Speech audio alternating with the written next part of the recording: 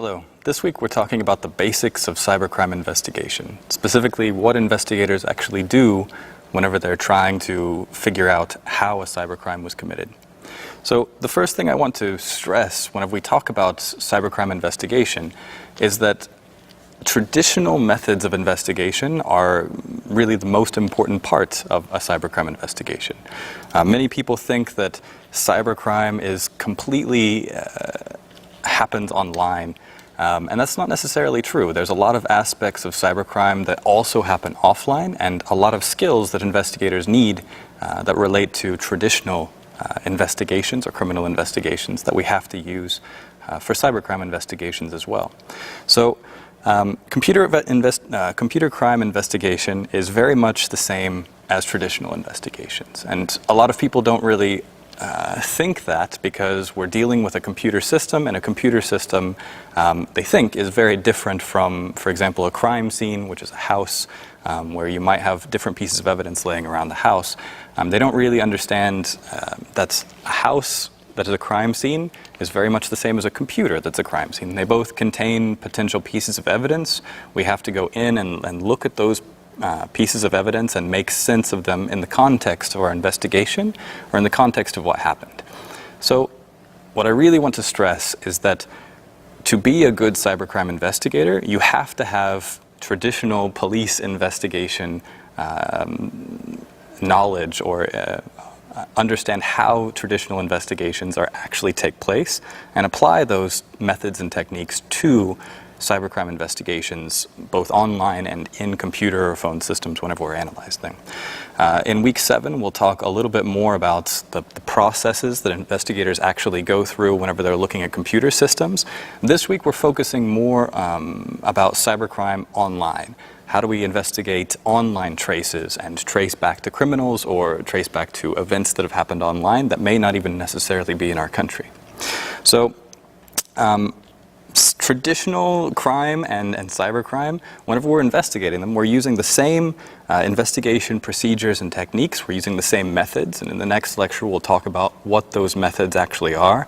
How can we present evidence in a very easy to understand way, not only to ourselves but for court. And I also want you to realize that computer crime rarely happens only online. There are some types of crimes that only happen online. We don't really have a lot of offline or physical traces that we can investigate, but most types of cybercrime that we come across have some sort of traditional component or offline component. Even whenever we're dealing with, for example, bank accounts. Bank accounts, we can do bank transfers, but normally criminals want to take the money out of the bank eventually. So in that case, they're taking what may have been a completely online crime and converting it into the physical world, let's say. And at that stage, we can start to do a traditional or physical investigation. So traditional investigation methods are really important to also cybercrime investigation. They're not separate things. Although most people think that you have to kind of separate them out a little bit, really you need traditional investigation skills and technical knowledge, and that's what we'll talk about today. So computer crime is rarely only online. For example, bank accounts. That's probably one of the most important sources that we normally come across because so much online fraud is done all over the world. A lot of the online fraud that takes place involves online bank transfers. Well, the criminals or the suspects want to eventually get access to that money, and really the only way that they can get access to it is by withdrawing it somehow. And once they withdraw that money, then it becomes an offline crime. So we don't just have only online, although most of our traces may be. Witnesses and victim statements. You can't really even, I guess, start a case until you have some sort of victim that says that something has happened, or a witness that says that something has happened. And this is normally a person coming into the police station saying, my money was stolen online. In that case, their statement is kind of a physical statement. It's not online. You can't research it. You can't investigate it online. It has to be done through traditional investigation methods and knowing how to actually interrogate witnesses, interrogate suspects to get the information that you need to do better online investigations. So, I mean, without witnesses and victims, it's very difficult to even really start a case in some cases unless we're doing some sort of operation. Taking cash from an ATM, I talked about, that's one of the most obvious ways that criminals go from kind of an online crime to an offline crime. There has to be some connection to criminals in the physical world, these people who are doing this crime, versus the crime that they've committed online, potentially all over the world. And we're looking for what that connection is to actually find out who they are and how they work. So, beginning cybercrime investigators, I would say really it requires some basic computer knowledge and skills that puts you ahead of the average computer user. Now think about what the average computer user is in your country. Most people have knowledge of how to use a computer, they can surf the internet, they can do basic things, but the average computer user doesn't really know much beyond internet surfing really. So even if you know a little bit more, for example, how are files stored in a computer, then that will already give you a bit of an edge on potential criminals that are committing fraud or whatever online. You'll be able to investigate them at least a little bit. So most investigators, whenever you're starting out, even if you don't really have a strong background in technology, as long as you can study enough to get a little bit ahead of the average, then you'll be at a very good starting point. And that's what I hope this course teaches you. Again, in the second half, we'll get much more into the technology of things. And we must be able to apply traditional policing skills and procedures to the case. Now, this one's very important. There's basically two people who come into cybercrime investigations or digital forensic investigations. Either people who were trained as investigators, traditional investigators, they know how to interrogate suspects, they know how to do criminal investigation processes, and that's what their training is in. But they may have little or no experience with computers. They can still do computer investigations because they know the investigation process. It might take them much longer because they don't know the technology behind it, but they still know how to, let's say, associate information with their case and potentially extract evidence. Now, the other type of people that normally do investigations are the technological people, the people who really know technology. But what we normally see is that people who maybe are excellent programmers or they know everything about an operating system don't necessarily know how to do investigations. Any question you give these people, they may be able to answer you, but they might not be able to actually make a whole case or be able to support the case with evidence because they don't know how to do proper investigations. So there needs to be kind of a mix of learning investigation procedures, how to actually make investigations, and learn the technology. How does the technology work? Where can I find potential sources of evidence? And you need both of those, and it really needs to be balanced. If you have too much of one, it doesn't really help you to solve cases or put together a strong case. If you have too much technology, let's say, you might be able to find things but not make a strong case for the court, so you might lose cases. That's not good. If you don't know the technology, you might not know where to look for the evidence. So then you might also be missing evidence, and somebody who's actually guilty may get off because you couldn't make a strong case against them. So cybercrime investigations really take both areas of this knowledge. And if you're good at technology, I really strongly recommend that you look into investigation procedures, how police actually do things, how to be an expert witness, how to do interrogations. Some of those things are a little bit beyond the scope of this course, but we will talk to you a little bit about the investigation process and the technology behind that. And if you're already trained in how to do investigations, you already know how to put a case together, you know how to ask, let's say, people about the case and get the information you need to make a strong case, you need to also be studying the technology, because every type of case now, almost every type of case, is going to involve some sort of technology. So for example, even murder. Murder cases, basically ever since everyone has started carrying cell phones or there's been CCTV cameras around, murder investigations rely quite heavily on technology now. They're not an online crime at all, but we still have to know how to access the data on a cell phone, for example, to find evidence about how the murderer planned their operation, or how they're working, basically. So really it takes a balance. You need to study both legal processes, investigation processes, interviews, things like that, and also the technology side of things. So I know some people prefer one or the other, but if you don't have a balance, it's very, very difficult to get in depth into cybercrime investigation. So that's really what you need to be an investigator, and we'll talk more about each of those areas, or some of those areas, in this course, specifically on how to do the investigations or investigation process this week. But what I want to talk about now is how do we actually find people online? If somebody commits a crime, or we suspect somebody of committing a crime, how do we track them down? How do we find out who they are and what they were doing? And this comes back down to, how do computers, or how do devices online communicate with each other? So to communicate, two computers need to be connected in some way. We have a physical network that could be, for example, wireless. It could be a cable, and that cable basically connects back to your service provider, your internet service provider.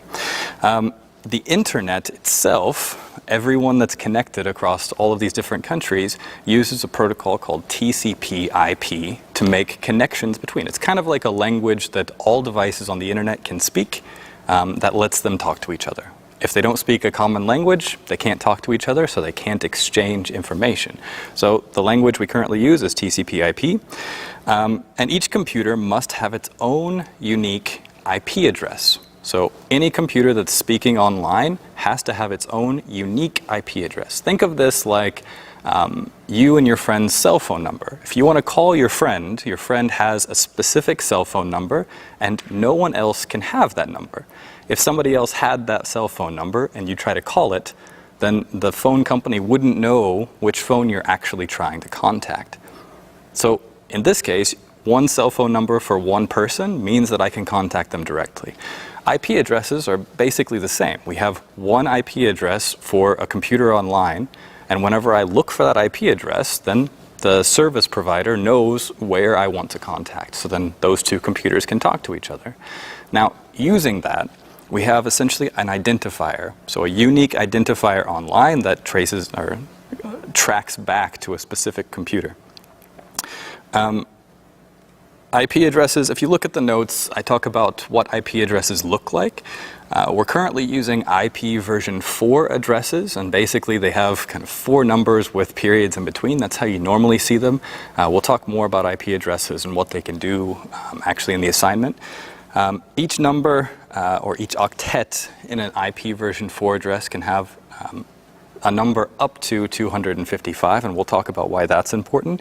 But the very important thing about IP version 4 addresses is that it's a quite old standard. It was created a long time ago, and we're actually running out of IP addresses. Remember, every computer that wants to talk on the internet has to have a unique IP address. And we actually have only 4 billion IP addresses, IP version 4 IP addresses, but we have more than 4 billion devices in the world, right? So all of those devices want to talk online, but it's like they can't get a cell phone number because we don't have enough numbers, right? So we've came up with another standard called IP version 6. And IP version 6 is the new standard that some countries have already switched to, but other countries are really falling behind on.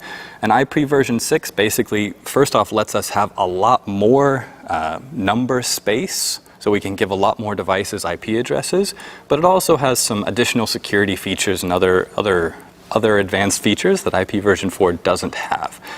So we're moving to IP version 6 in most countries, and these IP addresses are just ways that we can contact other computers on this global network, right? So why is that interesting to us? Why are we interested in IP addresses? Well, the main reason that an investigator would be interested in an IP address is we can figure out where communication is coming from, right? So every computer has its own unique IP address, and those IP addresses are regulated by a specific regulations body. They're called the Internet Assigned Numbers Authority, or IANA. And IANA basically says what IP address blocks are assigned to which region or which countries. Right? So we know this IP address block is assigned to a specific country, and in those countries, the IP addresses are assigned to organizations or usually internet service providers. So an internet service provider in a specific country gets a certain block of IP addresses. So already we can tell from the IP address basically the country and the internet service provider that it's been assigned to. The internet service provider then, whenever I'm making a connection to my internet service provider, they give me one of these IP addresses for a short period of time. They let me borrow it for a little bit. Then I can access the internet and do whatever I want with that IP address. Whenever I'm done, I kind of give the IP address back. So if I borrow an IP address from a service provider and then I try to hack a bank in another country, that bank or anyone watching that connection can already see which region the IP address is coming from, which ISP the IP address is coming from, and then if we ask the internet service provider who had this IP address at this specific time, depending on the country, they may be able to tell us, depending on the legislation and how we work together. We'll talk a little bit more about international cooperation, I believe it's next week, and the kind of challenges that come up whenever we're trying to request information from other countries, but you can potentially get information about what subscriber had particular IP addresses at a certain time. So IP addresses immediately tell us basically the region and potentially the ISP that they're assigned to. Now, there are a lot of tricks, and I'll give you some links that provide some information about how suspects or how IP addresses can be kind of abused or look like they're coming from another country or another region. There's a lot of different tricks to try to fool the regions or anyone looking at the data which region they're coming from. So for example, if I'm hacking into a bank, I don't want to let them know where I'm coming from, right? So we'll talk about some tricks that people use to try to get around being tracked. But the IP address is one of the best places for cybercrime investigators to start because they give us at least a connection. Once we have that connection, we can start to investigate all of the different connections that have been made and usually trace it back through several different countries. And once we do that tracing or that investigation, we can potentially find the source of the traffic that was, let's say, hacking our bank. Once we have that, then we can potentially locate where they were located. Once we know where somebody is located, then we can potentially work with police in that country or in our country to find the people that are actually at that place. Now, an IP address just gives us information about a computer or some device that's online. It doesn't necessarily tell us who is behind that device. So attaching, for example, somebody's name to an IP address doesn't necessarily tell us anything. Now, sometimes it does, but in most cases, it's very difficult to associate an ID or a real person with some sort of ID that we see online. There are a couple different methods that countries are trying to implement to fix this problem, but none of them have really worked very well so far because, I mean, it's a global network. Regional solutions don't really work in a global network. So yeah, it's difficult to associate IP addresses with a real person, and that is where traditional investigations come in. So once I've located, for example, a place where I know a suspect is likely to be, I still have to prove that the people at that place were the ones who did it, right? And that's where traditional investigation comes in. Cybercrime investigation will rarely tell you that kind of thing. We might get lucky, for example, and we track somebody's computer back to a certain location, and then on their cell phone it has evidence that they were the one who actually did it, but that doesn't necessarily tell us it was definitely them. And we'll talk more about trying to associate a user with actions later, how we do that with normally digital forensic investigations. Right, so for this week, really what I want to go through is how do cybercrime investigators start investigations? What do we normally look for? What types of information do we normally have whenever we're starting the investigation? Potentially from a victim, potentially from a witness. Maybe, for example, we only have an email, we only have a single IP address. How do we go from that single IP address to finding actual suspects behind whatever this crime is. So that'll be basically the topic of the next lecture, as well as all the assignments this week. Thank you.